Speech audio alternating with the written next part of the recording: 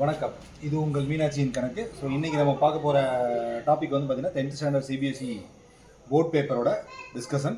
So இதில் வந்து board பேப்பரில் வந்து நான் எடுத்துக்கிட்ட பேப்பர் வந்து பார்த்தீங்க அப்படின்னா 30/4/3, அதாவது 30/4/3 அப்படிங்கிறது வந்து லாஸ்ட் இயர் போர்ட் பேப்பரோட கோடு. ஸோ இது வந்து ஸ்டாண்டர்ட் பேப்பர் 04041 அந்த கோடோட தான். ஸோ இதில் வந்து இந்த வீடியோவில் நம்ம என்ன டிஸ்கஸ் பண்ணுறோம் அப்படின்னா 2 மார்க்ஸ் சம்ஸ் வந்து நம்ம டிஸ்கஸ் பண்ணுறோம். மேக்ஸிமம் வந்து 2 மார்க்ஸ் சம் எந்த சாப்டரில் வரும் சார்? ஏன்னா இப்போ நமக்கு வந்து ஆஃப் இயர்லி நியர்பையில் அதாவது உங்களுக்கு வந்து பார்த்தீங்கன்னா டேர்ம் 1 அதாவது ப்ரீ போர்ட் பேப்பர் வந்து இப்போ வந்து நியர்பையில் வர மாதிரி இருக்குது. ஸோ அந்த ப்ரீ போர்ட் பேப்பரை வந்து நம்ம க்யூர் பண்ணுறதுக்கு எதுலெல்லாம் மோஸ்ட் ஆஃப் தம் 2 மார்க் கேட்பாங்க அப்படிங்கும்போது லாஸ்ட் இயர் போர்ட் பேப்பரில் என்ன கேட்டாங்களோ அந்த சாப்டர்லாம் முதல்ல கவர் பண்ணலாம். ஸோ இப்போ நமக்கு வந்து ஃபஸ்ட்டு வந்து பார்த்தீங்க அப்படின்னா போர்ட் பேப்பரில் வந்து ஃபஸ்ட்டு 2 மார்க் அப்படிங்கிறது வந்து பார்த்தீங்க அப்படின்னா நமக்கு வந்து சர்க்கிள்ஸ் அதில் வந்து கேட்டிருப்பாங்க. ரெண்டாவது 21 அப்படிங்கிறது சர்க்கிளில் கேட்டிருப்பாங்க. 22 அப்படிங்கிறது வந்து பார்த்தீங்க அப்படின்னா நமக்கு வந்து ட்ரிக்னாமெட்ரி.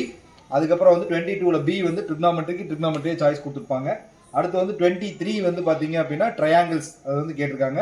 24 அப்படிங்கிறது வந்து பார்த்தீங்க அப்படின்னா ஏரியா ரிலேட்டட் டு சர்க்கிள். 24ல் பியும் வந்து area related to circle. And then 25 வந்து பார்த்தீங்க அப்படின்னா நமக்கு வந்து ஃபஸ்ட்டு சாப்டர். ஸோ இப்போ நமக்கு வந்து 5 கொஸ்டின் தான் இருக்கும். அதில் 2 கொஸ்டின் நமக்கு வந்து சாய்ஸ் கொடுப்பாங்க. ஸோ அதில் வந்து நமக்கு வந்து பார்த்தீங்கன்னா வித்தவுட் சாய்ஸில் கேட்டிருக்கிறது அப்படிங்கிறது வந்து பார்த்தீங்க அப்படின்னா ஃபஸ்ட்டு சாப்டர் வித்தவுட் சாய்ஸில் கேட்டிருக்காங்க. அதே மாதிரி வந்து ட்ரையாங்கிள்ஸ் வந்து வித்தவுட் சாய்ஸில் கேட்டிருக்காங்க. சர்க்கிள்ஸ் வந்து வித்தவுட் சாய்ஸில் கேட்டிருக்காங்க. ஸோ இப்போ நமக்கு இதுதான் ரிவ்யூ. இப்போ நம்ம இந்த சாப்டர்ஸ் எல்லாம் நம்ம வந்து கோத்ரூ பண்ணணும். 2 மார்க் ப்ரிப்பேர் பண்ணுறதுக்கு பிளான் பண்ணுறீங்க அப்படின்னா ஃபஸ்ட் இந்த சாப்டர்லாம் வந்து நீங்கள் கோத்ரூ பண்ணணும். இப்போ நம்ம எடுத்துக்கிற சம் வந்து பார்த்தீங்க அப்படின்னா first some circle.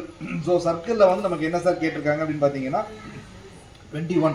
In a given figure, triangle ABC is a circumscribing a circle. Find the length of BC.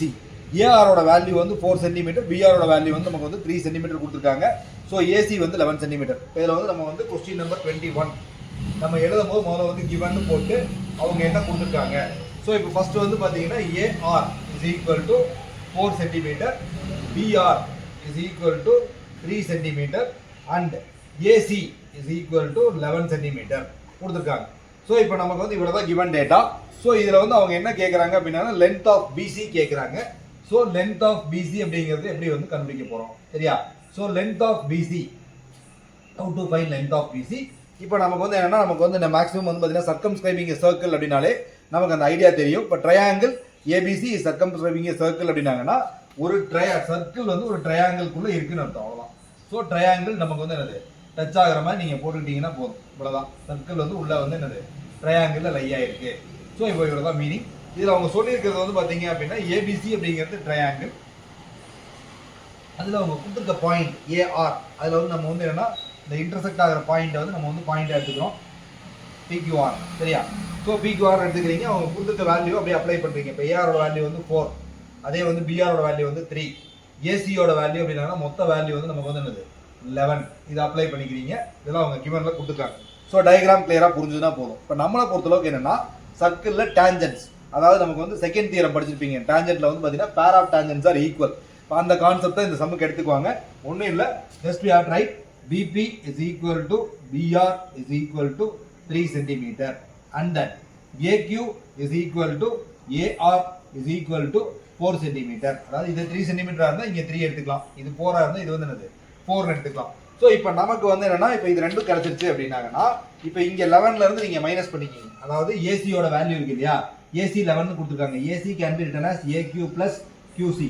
So ஏசியோட வேல்யூ 11, ஏக்யூவோட வேல்யூ 4 பிளஸ் சி, அதாவது கியூசி தெரியாது. So 11 minus 4 is equal to QC. So கியூசியோட value என்ன கிடைச்சிரும்னா 7 கிடைச்சிரும். So right 7. இது 7 இருந்தால் கண்டிப்பாக நமக்கு அதே கண்டிஷன் தான், கியூசி இஸ் ஈக்குவல் டு பிசின்னு வச்சிடலாம். So we have to get 7 cm. இப்போ நமக்கு என்ன கேட்டிருக்காங்கன்னா லென்த் ஆஃப் பிசி கேட்டிருக்காங்க. ஸோ பிசி அப்படிங்கும்போது பிசி அப்படிங்கிறது நம்ம எங்கே எழுதிக்கலாம்? So PC is equal to PB plus பிசின்னு எழுதிக்கலாம். ஸோ பிபியோட வேல்யூ வந்து நமக்கு 3, பிசியோட வேல்யூ வந்து 7. அப்போ நமக்கு டோட்டல் வேல்யூ வந்து என்னது 10 cm. இவ்வளோதான் வேல்யூ. ஸோ இது வந்து நமக்கு வந்து இந்த கான்செப்ட் அப்படிங்கிறது வந்து பார்த்தீங்கன்னா pair of tangent secant theorem base பண்ணி அவங்க கொடுத்துருக்காங்க. ஸோ இதை நீங்கள் கிளியராக அண்டர்ஸ்டாண்ட் பண்ணீங்கன்னா ரொம்ப தெளிவாக ஈஸியாக எழுதலாம். சர்க்கம்ஸ்கிரைபிங் சர்க்கிள்னு சொல்லிட்டாங்கனாலே மேக்ஸிமம் ஒரு ஆப்ஜெக்ட்குள்ள அது இருக்குன்னு அர்த்தம். ட்ரையாங்கிள்னு சொன்னாங்கன்னா ட்ரையாங்கிள்குள்ள சர்க்கிள் இருக்கு, குவாட்ரிலேட்டரல் சொன்னா குவாட்ரிலேட்டருக்குள்ள சர்க்கிள் இருக்குன்னு அர்த்தம், அவ்வளவுதான். வேற எதுவுமே இல்லை. ரெண்டாவது தியரம் யூஸ் பண்ணா போதும், சிம்பிள் கான்செப்ட்ல ஆன்சர் கொண்டு வந்துடலாம். இதுதான் ஃபர்ஸ்ட் கொஸ்டின், லாஸ்ட் டைம் கேட்டிருந்தது. இப்போ நெக்ஸ்ட் வந்து பாத்தீங்க அப்படின்னா செகண்ட் கொஸ்டின் 22 ஃபர்தரா மூவ் பண்றோம். இப்போ 22 என்ன சார் ஃபர்தர் கான்செப்ட் அப்படின்னு பாத்தீங்கன்னா 22 நமக்கு வந்து ட்ரிக்னாமெட்ரியில கேட்டிருக்காங்க, நான் முதல்ல சொல்லிட்டேன். So 22 evaluate question. டெஃபினட்டா நீங்க வந்து பாத்தீங்க போர்ட் பேப்பர்ல கண்டிப்பா வந்து இவாலுவேட் பண்ற மாதிரி, அதாவது டீட்டாவோட வேல்யூ கண்டுபிடிக்கிற மாதிரி கண்டிப்பா கேட்பாங்க. உங்களுக்கு டீட்டாவோட வேல்யூ ஈஸியா ஞாபகம் வச்சுக்கணும்னு நான் ஆல்ரெடி ஒரு வீடியோ போட்டிருக்கேன். அந்த வீடியோல போய் ரெஃபர் பண்ணி பாருங்க, உங்களுக்கு டீட்டா வேல்யூ ஈஸியா வந்து மெமரி பண்ணிக்கலாம். ஸோ இந்த சம் கண்டிப்பா வந்து ஒரு 2 மார்க்லயோ இல்ல 3 மார்க்லயோ கண்டிப்பா இவாலுவேஷன் இருக்கும். போன போர்ட் பேப்பர்ல 2 மார்க்ல இருந்திருக்கு. ஸோ என்ன சம் கொடுத்துருக்காங்க அப்படின்னு பாத்தீங்கன்னா 22ல A. So 5 into cos square 60 degree plus 4 into secant square 30 degree plus minus tan square 45 degree divided by sin square 30 plus sin square 60. இதான்.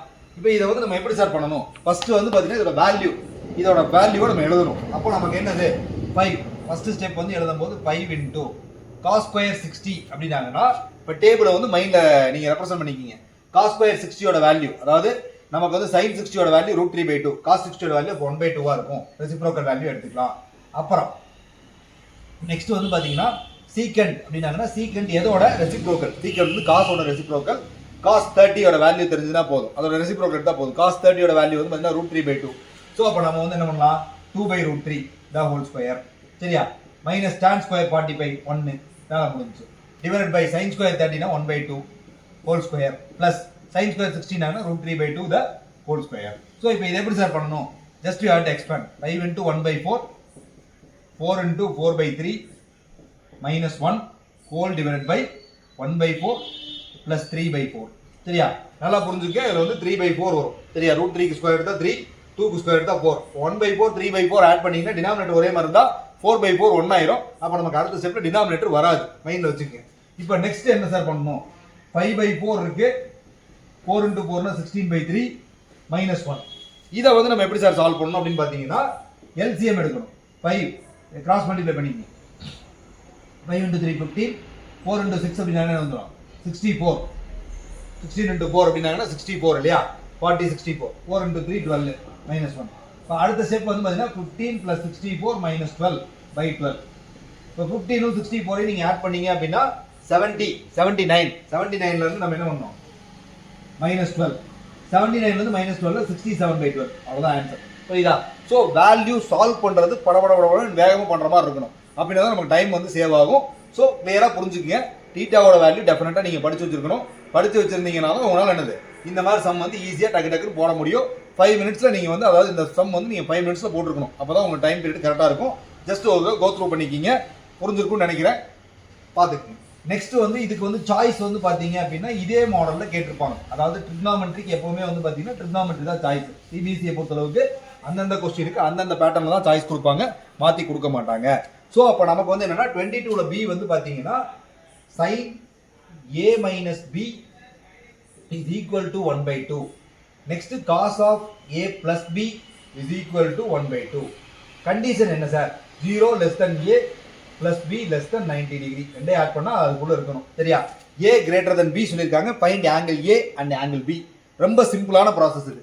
sin a minus b இப்போ நீ எழுதும்போது first given sin a minus b எப்ப sinல வந்து 1/2 வரும் sir அப்படினா sin 30 degree. அப்ப நம்ம எழுதிக்கலாம் sin 30. cosல எப்ப சார் வரும்? cos a plus b. cosல 1/2 எப்ப வரும்னா cos 60 டிகிரில வரும். சரியா? சோ இப்போ இதான் வேல்யூ. அப்ப நம்ம எழுதும்போது a minus b ய 30 ன்னு வெச்சிருங்க. a plus b ய 16 ன்னு வெச்சிருங்க. அப்ப நமக்கு வேல்யூ வந்து b b கேன்சல் ஆயிரும். 2a ஓட வேல்யூ வந்து என்னது? 90 கிடைக்கும். a வந்து 45 டிகிரின்னு போட்டுறலாம். இப்போ a 45ங்கிறது ஏதோ ஒரு ஈக்குவேஷன் அப்ளை பண்ணீங்கன்னா 45 minus b is equal to 30. minus b is equal to 30 minus 45 வரும்.